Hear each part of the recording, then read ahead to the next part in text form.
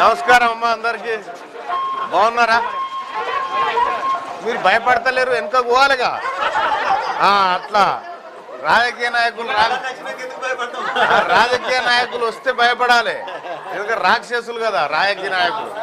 అట్లా అమ్మ నేను వచ్చినేమో మిమ్మల్ని కలుస్తాను, మీరేమో లోపలి కూర్చుంటే ఏం చేయాలి మరిగా? నేను ఇంట్లో మర్యాదగా మాట్లాడదామని వచ్చిన. ఏం పేరు పెద్దమ్మా? రాజగంగమ్మ. నీ పేరమ్మా? అచ్చా, నీ పేరు భయ్యా? మురళి. మురళి.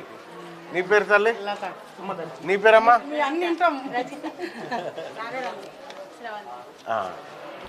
నా పేరు తీన్మార్ మల్లన్న. నేను మీరు మన పద్మశాలి బిడ్డలేగా?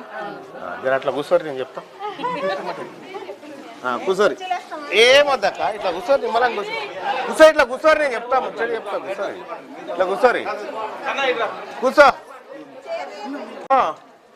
నువ్వేం చదువుకున్నావురా బుజ్జి? 10th చదువుకున్నావా? ఏ అద్దాలేవానే కళ్ళజోడు ఇక్కడదే. ఏమైందంటే ఇప్పుడు మా పోషవకి ఎందుకు, మా బాజావకి ఎందుకు ఓటేయాలంటే ఏం జరిగిందనేది ఒక మాట చెప్తా. మీ బీడీలో పైసలు ఉన్నాయా? బీడీలో పైసలు కేసీఆర్ 2015-16 17-18 430 కోట్లు బీడీలోకి పింఛన్లు ఇస్తా అని చెప్పి తీసిండు.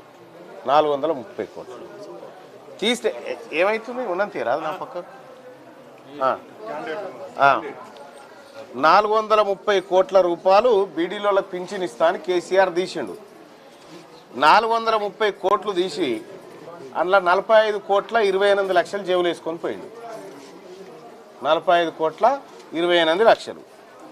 మళ్ళా 2019-20 మళ్ళా బీడీ కార్మికులకు పెన్షన్లు ఇస్తా అని చెప్పి 803 కోట్లు తీసిండు.